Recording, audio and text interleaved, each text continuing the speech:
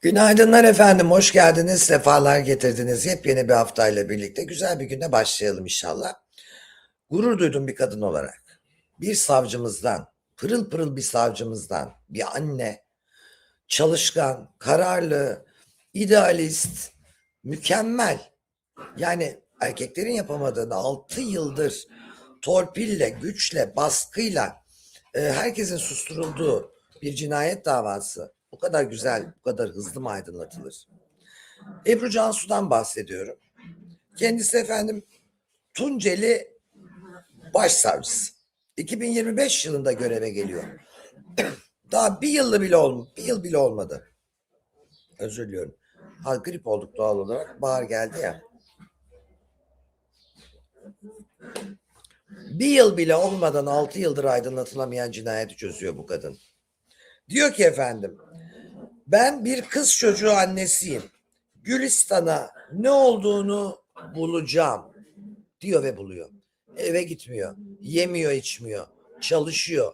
Hepinize merhabalar, hepinize günaydınlar efendim. Hafta sonu değil mi?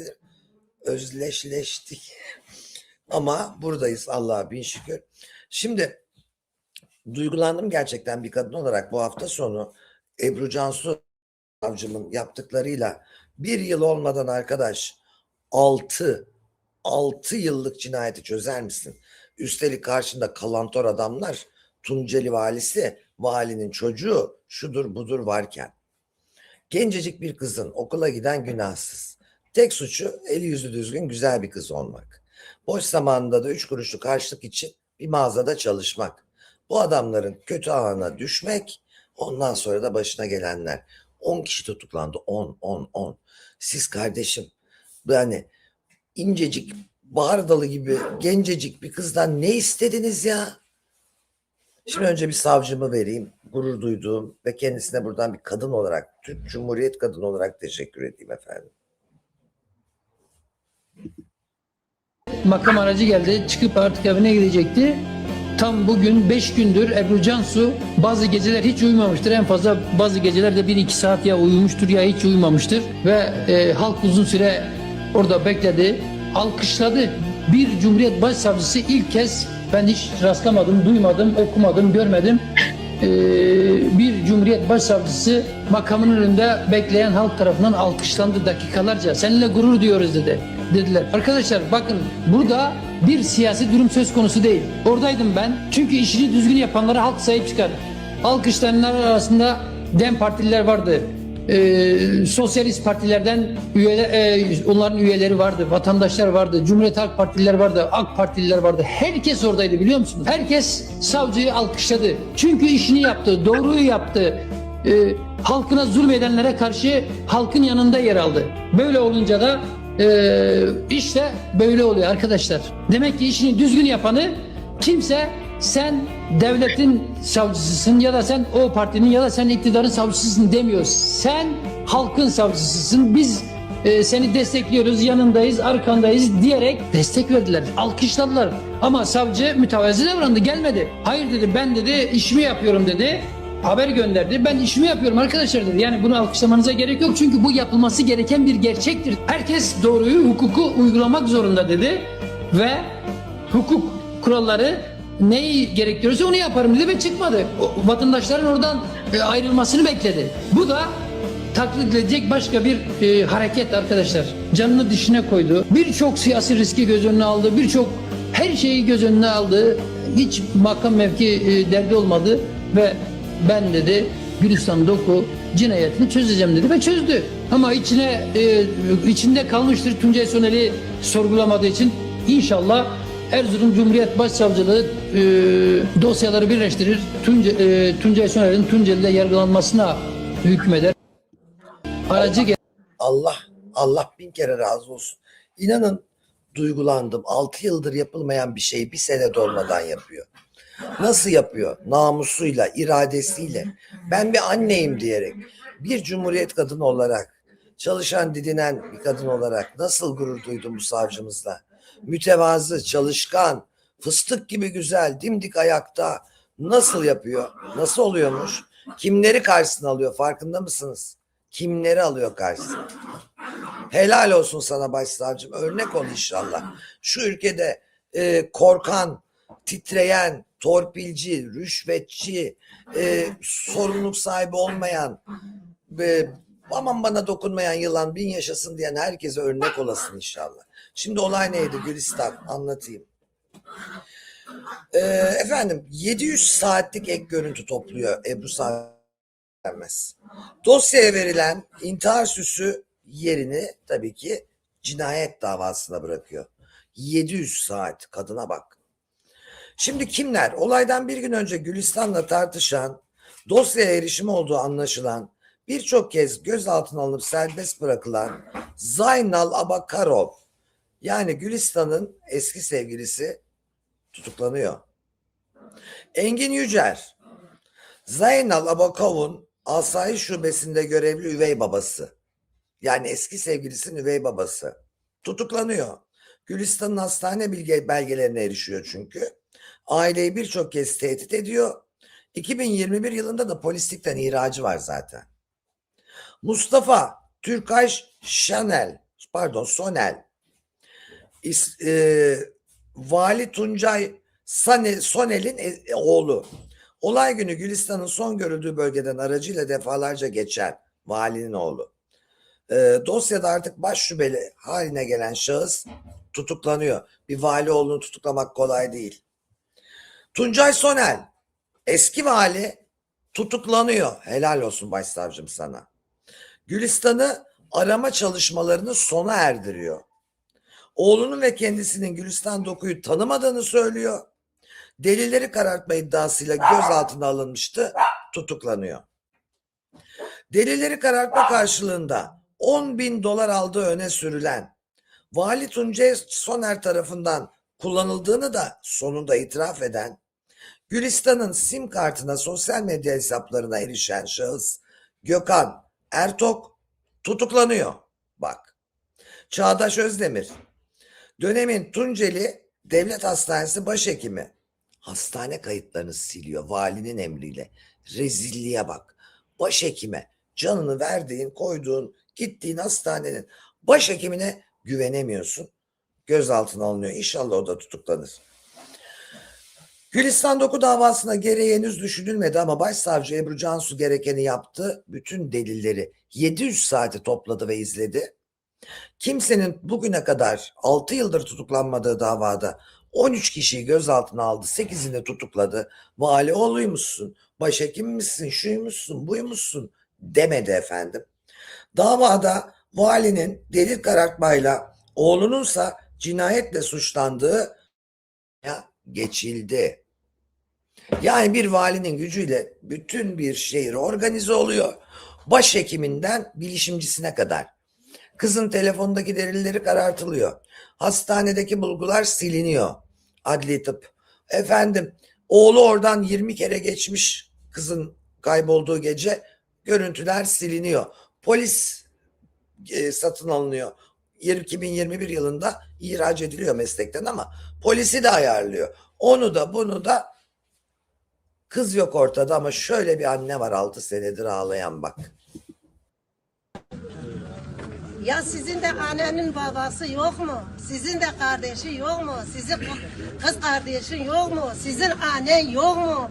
Siz demiyorsun biz bugün bu kıza yaptı, yarın bizim başına gelecek. Ya Allah'ın adaletin çok büyük, çok büyük, çok büyük, çok büyük. Ben Allah'ın adaletine inanıyorum. Ya bu kız size ne yaptı? Ya siz bize dünya zehir etti, zıkkım etti. Ne bayram kaldı, ne hayat kaldı. Ya siz bize ne istedin? Ne siz demiyor bu kızın ailesi yok mu? Babası yok mu? Akrabası yok mu? Bu kız nerede geldi? Bu kız bu delikte çıktı. Bu kadar insanın hayatın ucuzdur. Siz o devletin imkanını, devlet size şeref, namusuna dedi, ben an içerim. Ben o imkanı size verdi. Siz o imkanı, polisi, jandarmayı, siz hepsi kandırdı. Ve bir savcı çıktı. bir kadın savcı 6 yıl sonra ne torpil dinledi, ne liyakat dinledi, ne onu dinledi, ne bunu dinledi. Çıktı kardeşim, hepsini çatır çatır 700 saat soruşturma yaptı. Görüntü topladı. 5 gün işe eve gitmedi. Şunları dışarı atar mısın Necdet abiciğim? Ve ne yaptı? Çözdü cinayeti ya. Korkmadı. İşimi kaybederim. Vay bana salça olurlar. İşe yeni ben girdim. Aman diyeyim kimse bize bir şey yapmasın. Aman ben işsiz güçsüz kalmayayım. Başıma bela almayayım. Parası demedi kardeşim. Yaptı. İşte bizim konformist insanlara değil, hakikaten kendini ortaya koyan insanlara ihtiyacımız var. Helal olsun Ebru savcıma. Allah bunun gibi savcıları, devlet adamlarını, hukuk insanlarını, doktorları, yani hayatımızı, canımızı ve güvenliğimizi emanet ettiğimiz herkesi kat be kat çoğalsınlar. Süleyman Soylu ekibinin tavsiyesi ne demek, ne alakası var şimdi ya? Kimi öveceğinizi, kimin altından ne çıkaracağınızı şaşırıyorsunuz. Süleyman Soylu'nun tavsiyesinin bu savcıya bunu söylemesiyle ne alakası var? Bugüne kadarki savcılara tavsiye edemedi mi? Yani saçma sapan konuşmayın. Herkes konformist olduğu için, herkes 3 kuruş 5 kuruş aman bana dokunmayan yılan dediği için tavsiye ediyor tasfiyesini. Ne alakası var? Ne alakası var? Herkes yani birilerini yalamaya çalışmayın. Yani burası onun yeri değil. Burada benim verdiğim puan savcınındır. Bugüne kadar cesaret edilememiş işi dünya güzeli bir Türk Cumhuriyet kadın savcı yapmıştır. Savcılık da demek ki böyle bir şey. Karşında kim olursa olsun onu yargılayabilmek. Dünya öyle bir yere gidiyor ki çünkü ülkemizde artık bu TikTok yayıncıları onlar bunlar var ya. Kadınlar şiddet canlı yayında Karagül diye bir tane hakikaten kara bir şey.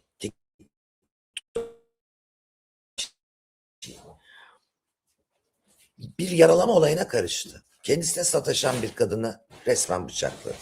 İnanılır gibi değil. 6 sene neden beklemişler? Korkularından beklemişler. Delikanlı biri çıkana kadar beklemişler. Niye beklemesinler? Senin savunduğun kişiler çok mu güzel? Çok mu namuslu? Çok mu kendi iktidarları döneminde iş becermiş? Allah aşkına ya böyle boş insanları hakikaten böyle yapasım geliyor. Adlı adınca yapasım geliyor da böyle yapayım. Şimdi efendim bakın şu rezalete bakın. Ondan sonra neden insanların artık bir savcı olmak gidip Tunceli'de, şimdi bu kadar güzel bir kadın, bak Ebru Hanım göstereyim tekrar. Bu kadar hoş bir hanım, anne, Tunceli'ye gidiyor kadın ya. Tunceli'ye gidiyor, 5 gün evine gitmiyor. Geldi, çıkıp artık evine gidecekti. Görüyorsunuz güzellik, saç, baş, duruş, kalite. Bak bu kadın böyle para kazanıyor. Ve kaç yıl okudu hukuk? Nasıl girdi o okula? Gitti Tunceli'de görev yapıyor. Türkiye'nin en zor bölgelerinden biri değil mi? Bir de bakın arkadaşlar. Şöyle fenomen olup gecede dünya para kazanıp ondan sonra milleti özendirenler var. Canlı yayında insan yaralamak nedir? Bunu hep birlikte göreceğiz şimdi. Şuradan çıkarsak yukarı göreceğiz tabii. Bir dakika efendim. Şöyle yapalım. Veriyorum. Verdin ne? Bak gördünüz mü arkadaşlar rahatsız ediyor. Ne istiyorsun?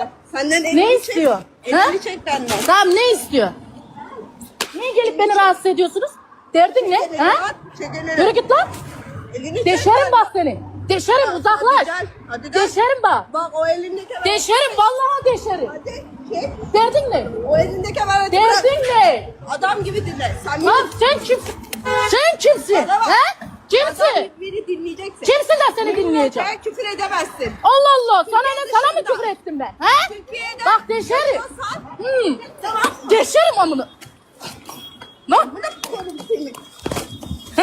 Saçımı bırak. Bırak. Özür dile. Sizi bu hale etmeyin beni dedim bak. Rahatsız etmeyin beni dedim size. Etmeyin. Ben adam akıllı canlı yayın yapıyorum. Yoluma gidiyorum. Çıkıyorum. İkide bir benim arkamdan gelip gidip beni tanıdın mı? Beni tanıdın mı? Bana küfür etme. Kurgu mu olabilir? Polis arabasından yayın yapıyor. Tutuklu şu an. Ne kurgusu?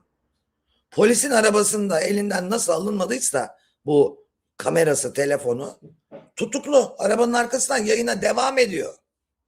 Diyeceksin bir daha diyor. Ulan sen kimsin, sana küfür etmişim ben? Ha? Kimsiniz siz? Kimliğini ver bana. Kimlik yok. Nerede kimlik? Çantam evde. Evde almadım çantamı. Yemin ederim almadım. Yeter lan.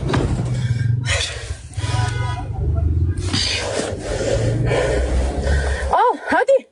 Hadi şimdi haber yapın ha. Seversiniz haberleri. Beni rahatsız edemezsiniz sürekli.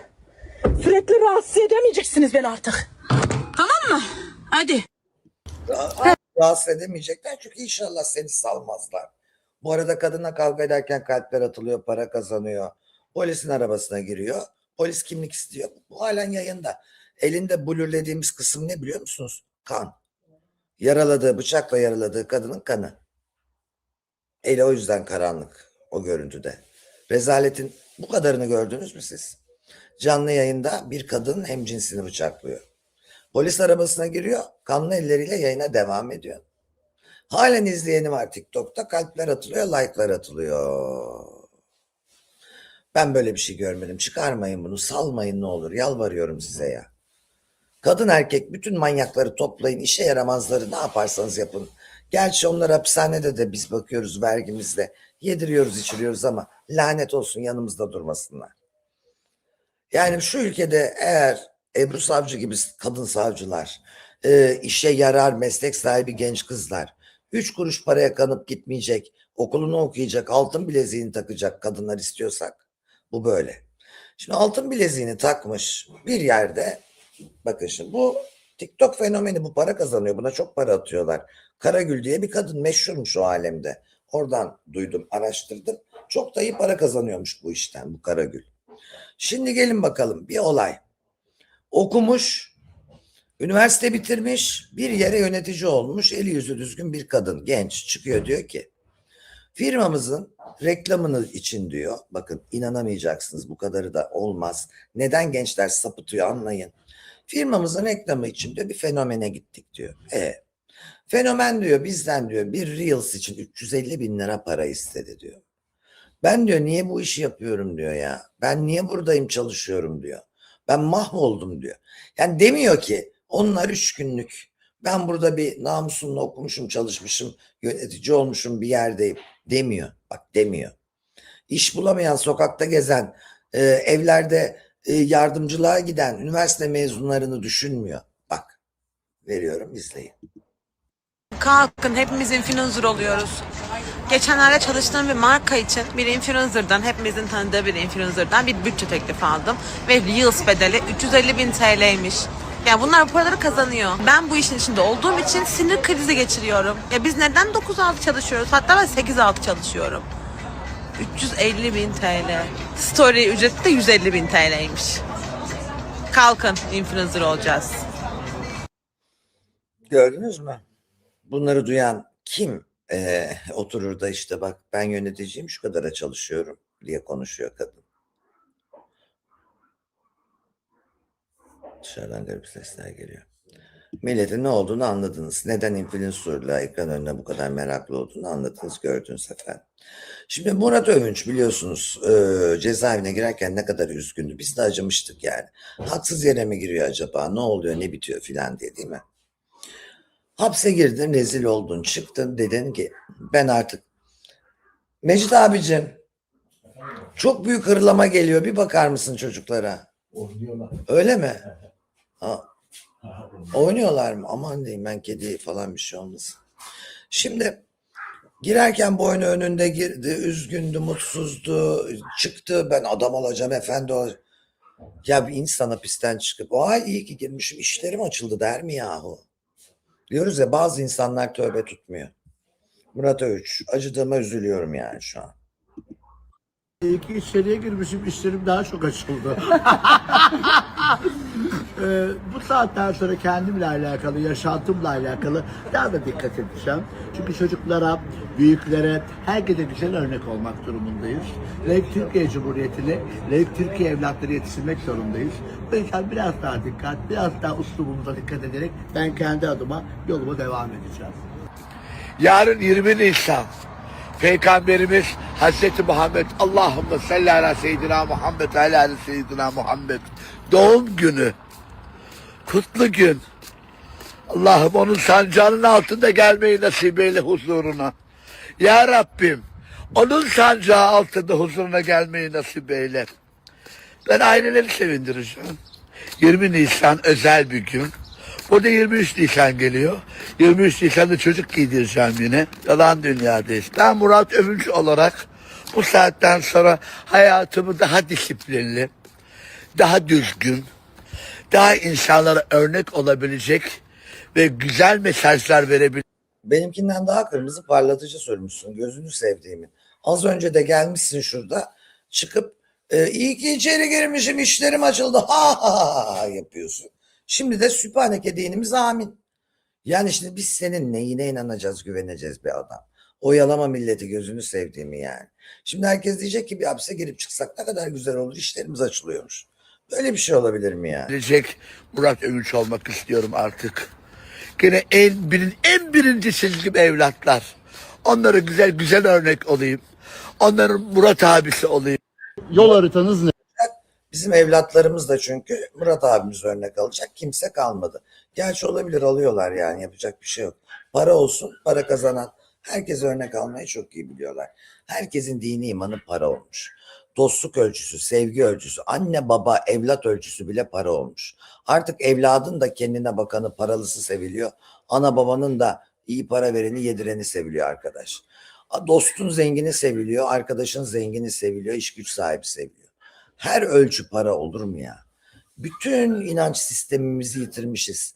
Duygularımızı yitirmişiz. Anomi, nasıl anemi, kansızlıksa anomi de inanç ve değer yargılarının yitirilmesi. Sadece para için savrulup duruyoruz ve kolay para için maalesef. Özellikle de bu yeni kuşak. Az önce izlediğiniz gibi. Para olsun, kolay olsun diye geziyor herkes. Şimdi bir konu daha var. Bu konuyu da getireyim ekranlara. Bu önemli benim için. Dizilerde biliyorsunuz 8 diziye son verildi. Çok baba diziler şiddetten dolayı kalktı gitti. Şimdi ne yapılacak diye düşünüyoruz. Bu dizilerin işi ne olacak diye düşünüyoruz.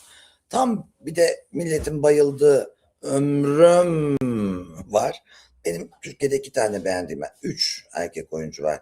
Biri Uras Kaygılaroğulları ya da Kaygılar neyse işte. Biri Haluk Bilginer, biri de hepiniz tanıyorsunuz ya. Bak şu kulüp dizisinde oynayan, hep adını karıştırdım. Terzi'de oynayan, hatırlarsınız. Kaygılaroğlu değil mi? Ha? Doğru söylediniz. O üçüncüsü de o. 3 tane erkek oyuncuyu çok seviyorum. Onun adını bir söylesenize, unuttum ya, ne olur. Salih Bademci. Hay yaşa ya. Hay yaşa Salih Bademci. Yok, Çağatay Ulusoy falan o kadar değil yani. Salih Bademci. Uraz, soyadını yazdığınız şuraya neydi? Uraz. Bir de ağababaları Haluk Bilginer olarak bende 3 tane erkek oyuncu var yani Türkiye için. Şimdi o dizi acaba kalkacak mı? Çünkü biliyorsunuz orada da sağlam bir yeraltı işi dönüyor. Bilemiyorum ama bu dizile rol alan, ki herkes izliyor, rating rekoru kırıyor o dizi. Biliyorsunuz bakın, Kıskanmak dizisini konuşmuştuk ve ben demiştim ki böyle dizi olmaz olsun. Bu dizi kalkmalı. Bakın kalktı. Kadın programları hakkında eleştirilerimi sürekli yapıyorum. Gece yayınlayın, gündüz olmaz. İnşallah o da olacak. Yani aslında doğru bir demek istemiyorum ama mantık bir galiba. Doğru nereden baktığına göre değişir. Herkesin kendi doğrusu olabilir. Ama aklın yolu birdir. Aklın yoluyla doğruluk farklı. Kimine neye göre doğru. Şimdi burada o genç oyunculardan bir tanesi Yeraltı dizisinde oynayan bu olayla ilgili bakın ne söylüyor. İnsanın yapacağı varsa zaten yapar. Ayrıca biz bu dizileri çekmiyor olsak artık internet denilen bir şey var. Dünyada zaten birçok dizi var. Bizimkini izlemez, onu izler. Yani gaza gelecek olup izleyen zaten gaza gelir. Bu dizilerin ben etki olduğunu düşünüyorum. Evet. Bizi izleme. Yani sonuçta Baba filmi de var. Dünyada en çok izlenilen film. En çok Oscar alan film. Gangsterleri, mafyayı gayet sempatik, güçlü, hoş gösteriyor. Özendirici mi? Evet. Özenir miyim? Hayır. Hayatın bu yanları var mı? Evet. Ama işte kolay para için her şeyini veren bir toplum haline geldiğimizden mütevellit tehlikeli mi? Aynen yani. Diyecek bir şey yok. Böyle bir açıklama gelmiş. Yeraltı kalkar mı? Kalkmaz. Niye? Bence çünkü Devlet Bahçeli çok sevdiği için kalkmaz. Efendim Ebru Gündeş yüzünü gerdirmiş. Çok da kilo vermiş. Yepyeni bir imaj. Sahnede biraz da hareketlenmiş. TRT korosu tadından çıkmış. Artık hazır ol da durmadan da seyirciyle konuşarak da konser verebiliyor. Buyurun. Soru soracağım.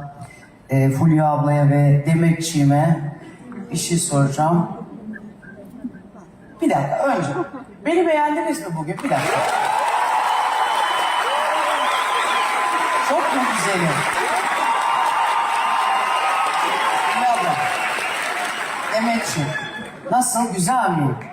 Başka bir böyle farklılık sezdiniz mi mesela şöyle yüzümde? Yarım yüz germe yaptırdım da sizler için.